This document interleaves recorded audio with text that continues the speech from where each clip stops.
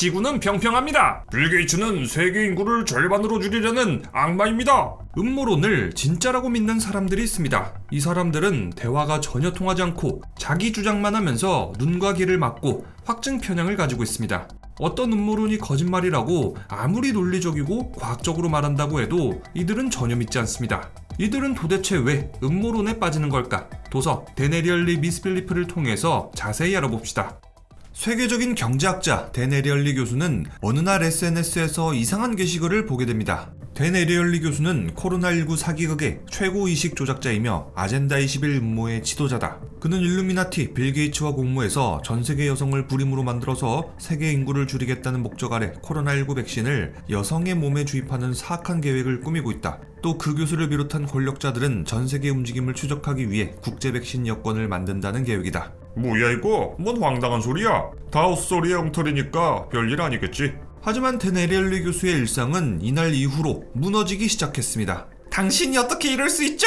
당신 같은 악마 자식은 내가 꼭 처단해주지! 그를 향한 악의적인 SNS 글, 홈페이지와 블로그 규모는 점점 더 크게 부풀려졌고 말도 안 되는 소리를 믿는 사람들도 늘어나기 시작했습니다. 그 주된 내용은 이렇습니다. 데네리얼리는 전세계 여러 정부와 손을 잡고 시민을 통제하고 조종하는 일을 맡고 있다.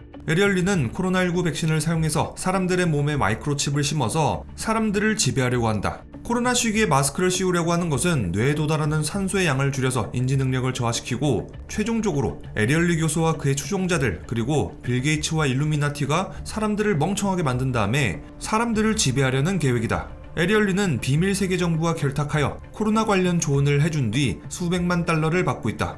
에리얼리 교수는 너무 억울했습니다. 이런 영상과 글들을 보고 있으면 고통스럽고 혼란스러웠죠. 특히 이런 말을 믿는 사람들 중에 그의 지인들도 있다는 사실을 알게 됐을 때는 더욱 고통스러웠습니다. 와 이거 진짜 개억울하네. 안되겠어. 이 사람들하고 얘기를 좀 해봐야지. 터놓고 다 말하면 이 사람들도 결국에 내 말을 믿어줄 거야. SNS에 에리얼리를 비방하는 글을 주기적으로 올리면서 큰 팔로워 수를 확보한 미키라는 사람이 있었습니다. 미키는 SNS에 자신의 전화번호를 공개적으로 올려놨고 에리얼리는 미키에게 연락을 취했죠. 예 안녕하세요. 데네리얼리입니다. 자꾸 절 비방하는 글을 올리시던데 저 그런 사람 아닙니다. 궁금한 게 있다면 얼마든지 물어보세요. 오해를 다 풀어드리죠. 코로나19가 아젠다 21이나 세계주의자들 관련해서 선생님이 하시는 일이 뭡니까? 저는 아젠다 21이나 세계주의자들이 뭔지 당최 모르겠습니다. 그게 대체 뭡니까? 순진한 척 하지 마세요. 당신이 누구고 또 뭘 하는지 저는 다 알고 있습니다. 정부와는 어떤 프로젝트를 진행하고 있습니까? 아니 뭐 그 마스크 잘 쓰고 사회적 거리두기 실천하고 백신 잘 맞아라. 그게 제일 중요하다고 했습니다. 지금 당신은 가족들끼리 못 만나게 하려는 거 아닙니까? 가족들이 서로 못 만나면 외로움과 스트레스가 늘어나고 그래서 사망자가 더 많이 발생하잖아요. 그리고 애들한테 억지로 마스크를 채워가지고 뇌에 산소를 못 가게 하는 게 말이나 됩니까? 아니 선생님 그 마스크를 쓴다고 뇌에 산소가 덜 가는 건 과학적인 근거가 변명은 됐고요. 그리고 당신 여러 정부를 상대로 이런 여러 가지 컨설팅을 해주고 수백만 달러를 받았죠? 저는 어떤 정부로부터 돈을 받은 적이 없습니다. 제 소득세 신고 내역을 보여드리죠. 이제 오해가 풀렸나요? 이것 뻔하죠. 조작된 자료 아닙니까? 당신의 거짓말은 지긋지긋하고요. 오늘 통화한 내용들 인터넷에 올려도 되죠? 아니 뭐라고요? 아니 그건 안 되죠. 숨기는 게 있나 보죠? 캥기는 게 있으니까 그런 거 아니에요? 아니 제가 숨길 게 뭐가 있다고 그럽니까? 다 증명하지 않았습니까? 됐습니다. 말이 더 이상 안 통하네요. 에리얼리는 결국 전화를 끊었습니다. 그리고 몇 분 지나지 않아서 미키는 자기 페이스북에 게시글을 추가했습니다. 그 교수가 나에게 전화를 걸어 속임수를 쓰고 거짓말을 했지만 나는 넘어가지 않았다. 어떤 정부가 그 교수를 고용한다면 그것은 사람들을 세뇌할 목적임이 분명하다. 코로나는 가짜 질병이다. 만약 이 질병이 진짜라면 정부가 그 교수를 고용할 리가 없다. 에리얼리를 향한 비방, 주작은 더 심해졌습니다. 그가 강연했던 일부 내용을 바탕으로 악의적으로 편집된 영상들도 돌아다녔죠. 영상에서 그는 전세계 사람들의 자유를 구속하고 공포를 조장하고 지배층이 되려는 천하의 악당이었습니다. 에리얼리 교수는 SNS에서 이들에게 반박을 했지만 아무런 의미가 없었습니다. 그가 아무리 과학적으로 설명해도 그들은 전혀 믿지 않았고 진정으로 대화를 나누려고 하는 사람들은 단 한 명도 없었습니다. 오히려 그가 반박할수록 그들에게 먹이를 주는 셈이었습니다. 그들은 에리얼리의 말을 왜곡해서 자기 주장의 증거로 삼았습니다. 시간이 더 지나자 에리얼리 교수가 반박하는 속도보다 더 빠른 속도로 새로운 주장들이 계속해서 나왔습니다. 에리얼리는 결국 이들에게 먹이를 주지 않기로 결정하고 SNS 계정과 글, 영상을 내렸습니다. 그러자 그가 모든 계정을 폐쇄했습니다. 이것은 에리얼리가 잘못을 인정했다는 뜻이며 우리의 작은 승리입니다. 이제는 에리얼리가 반박할 수 없을 정도의 규모로 그들의 세력은 너무 크게 불어났습니다. SNS에서는 에리얼리를 증오하는 글과 댓글로 넘쳐났고 사람들은 그의 책을 불태워버리겠다고 선언했습니다. 또 에리얼리와 그의 주변인들, 심지어 가족들까지 비방받았고 살해 위협까지 받았습니다. 이들은 에리얼리 교수의 아픈 과거까지 공격했습니다. 에리얼리는 18살 때 큰 화상을 입고 수술을 한 적이 있는데요. 사람들은 온몸에 붕대를 감은 그의 모습을 보여주면서 이렇게 주장했습니다. 에리얼리는 너무 큰 고통을 받고 신체는 흉해졌다. 그의 마음 깊은 곳에는 건강한 사람들을 향한 분노와 증오가 생겼다. 그는 세상 사람들 모두가 자신만큼 고통받기를 원하게 되었다.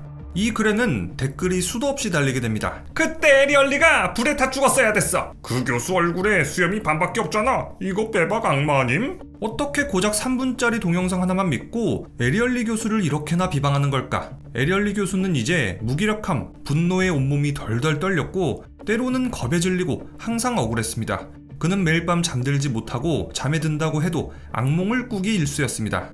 이런 일이 몇 주 동안 이어지자 에리얼리는 더 이상 이렇게 살아갈 수 없음을 깨닫고 조용한 산장으로 들어가서 책을 쓰기 시작했습니다.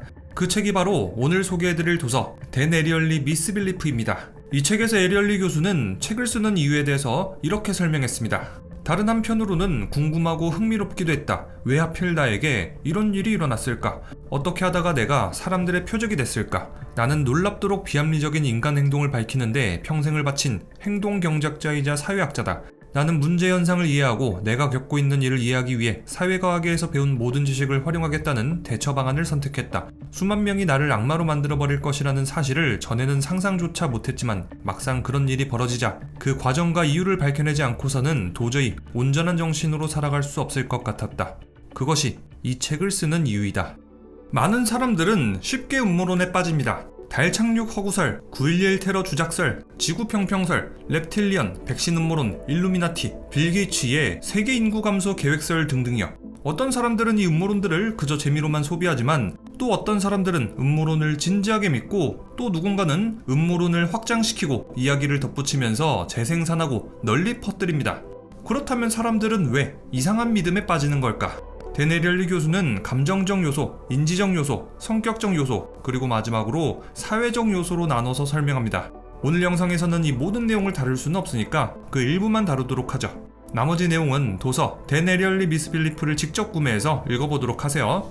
먼저 감정적 요소를 살펴봅시다. 자, 여기 에밀리라는 여자가 있습니다.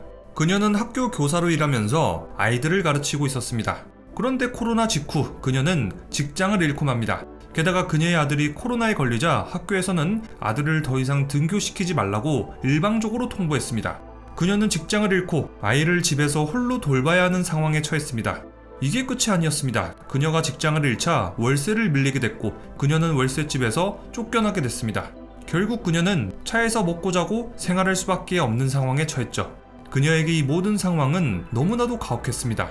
왜 하필 나에게 이런 일이 벌어진 걸까? 남들은 다들 멀쩡해 보이는데. 그녀는 이 모든 상황이 언제, 어디서부터 시작된 건지 알고 싶었습니다. 그녀는 이 모든 원흉을 자기 자신이 아닌 남들과 사회 탓을 하기 시작했습니다. 만약에 조금이라도 본인의 책임이 있다면 본인 스스로의 정신력이 무너지기 때문이죠. 일종의 보호 본능인 거예요. 결국 그녀는 그럴듯한 해답을 찾아냈습니다. 댄 에리얼리를 비롯한 지배층들이 존재하지도 않는 바이러스를 유행시키고 있고 그들은 백신과 마스크를 앞세워서 사람들을 지배하려는 속셈이다. 그녀는 이 얘기를 믿기 시작했습니다. 이 모든 내용들은 과학이라는 탈을 쓴 채 꽤나 그럴듯하고 복잡하게 묘사돼 있었습니다. 너무 큰 스트레스에 비판적인 사고를 잃어버린 에밀리는 어디부터 진실이고 또 어디까지가 거짓인지 전혀 알지 못했습니다. 댄 에리얼리 교수는 에밀리의 사례에서 코로나19, 갑작스러운 해고, 집을 잃는 등의 예측할 수 없는 스트레스가 반복적으로 일어난다면 사람을 매우 취약하게 만든다고 설명합니다. 예측 불가능한 스트레스는 예측 가능한 스트레스와는 전혀 다른 차원의 스트레스를 줍니다. 이 스트레스는 인간을 무력감에 빠지게 만들고 통제력을 잃게 만들고 인지기능과 의사결정에 부정적인 충격을 줍니다. 실제 연구 결과도 있습니다. 전쟁, 내전 등의 스트레스에다가 코로나까지 더해지면 사람들의 스트레스는 극에 달합니다.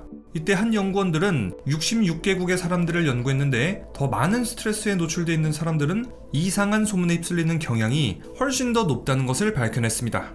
사람들이 음모론에 빠지는 두 번째 이유, 비례성 편향 때문입니다. 어떤 일이 일어났을 때 반드시 그 원인을 찾으려고 하는 현상이죠. 대형 사건이 일어났다면 그에 걸맞는 대형 음모론을 찾습니다. 코로나 사태에 반드시 뒤에 어떤 거대한 음모가 있다고 믿는다든가, 수돗물에 불수를 첨가한 건 어떤 악의적인 정부가 의도적으로 사람들을 멍청하게 만들 계획이라든가 이런 식이에요. 하지만 세상은 반드시 의도와 계획에 따라 돌아가지 않습니다. 그냥 우연히 그냥 어쩌다 보니까 어떤 일이 일어날 수도 있죠. 자, 여기서 흥미로운 사실은 비례성 편향은 긍정적인 사건에는 잘 나오지 않는다는 거예요. 인간의 생활을 크게 개선한 페니실린, 포스트잇, 엑스레이, 테플론, 인터넷 등과 같은 놀라운 발명품이 개발됐을 때 사람들은 그 일이 우연하게 일어났다는 생각을 편안하게 받아들입니다. 사람들이 음모론을 믿는 이유 세 번째, 지식 욕구입니다. 스트레스가 많은 상황에서 통제감을 상실했을 때 사람들은 이걸 회복하고 싶은 욕구가 있습니다. 이때 자기 자신이 다른 사람들은 모르는 독특한 지식을 가지고 있다고 느끼면 코로나 같은 통제할 수 없는 힘 때문에 무기력했던 기분을 어느 정도 완화해주고 우월감을 느끼게 됩니다. 이때 이 사람은 자기가 통찰력을 가진 깨우친 사람이라고 믿는 한편 이 사실을 모르는 사람들은 자기보다 열등하다고 느낍니다. 그리고 언젠가는 자신이 이 열등한 사람들을 깨우칠 거라고 믿죠. 사람들이 음모론에 빠지는 이유 네 번째는 악당 찾기입니다. 상상 속에서나 존재하는 악당에게 모든 잘못을 묻는 어떤 음모론을 찾는 건 현실적인 해결책이 아닙니다. 그래도 이런 음모론을 통해서 자기 자신에게 지식과 통제력이 생긴 것 같다는 느낌을 받아서 단기적으로는 당사자의 기분을 좋게 해줍니다. 하지만 이런 음모론에 집착하고 또 그의 세계관이 어두워지면서 그의 행복 지수는 처음보다 더 낮은 수준으로 떨어지게 됩니다. 이게 계속 반복된다면 단기적으로는 기분이 좋아질 수 있어도 장기적으로는 전체적인 행복도가 감소하겠죠. 자, 이렇게 지금까지 도서 댄 에리얼리 미스빌리프를 통해서 사람들이 음모론에 빠지는 이유에 대해서 알아봤습니다. 자, 오늘은 시간 관계상 도서 내용의 20% 이 정도밖에 소개하지 못한 것 같은데 마저 설명하지 못한 사람들이 음모론에 빠지는 이유는 훨씬 더 많습니다. 경제적 불평등이 더 심하고 교육과 소득 수준이 낮을수록 음모론에 더 취약해진다고 해요. 또 주변 가족이나 친구, 지인들의 도움을 받을 수 없는 상황이거나 커뮤니티의 일원이 되지 못한 사람들 역시도 음모론을 믿게 될 경향이 더 커진다고 합니다. 그리고 이 책은 개인적으로 최근 1년 동안 읽었던 책들 중에서 서론이 제일 재밌는 책이었어요. 서론에서 에리얼리 교수는 느닷없이 음모론자들한테 엄청 공격당하고 심리적으로 너무 큰 고통을 받다가 이 책을 쓰기로 결심했다고 고백합니다. 그는 그들을 이해하고 연구해보고 싶었고 이런 사회적 연구를 하지 않으면 자신이 먼저 무너질 것 같았다고 하죠. 또 궁극적으로는 더 나은 사회를 만들기 위해서 이 책을 집필했다고도 밝혔습니다. 또 이 책은 에리얼리 교수의 깊이 있는 개인적인 경험을 바탕으로 음모론자들을 이해하는 과정을 담고 있습니다. 그만큼 더 흥미롭고 재밌게 읽을 수 있는 책이죠. 사람들은 왜 잘못된 것을 믿는가? 자, 오늘의 도서 댄 에리얼리 미스빌리프 꼭 한번 읽어보시길 바라면서 지금까지 리뷰형이었습니다.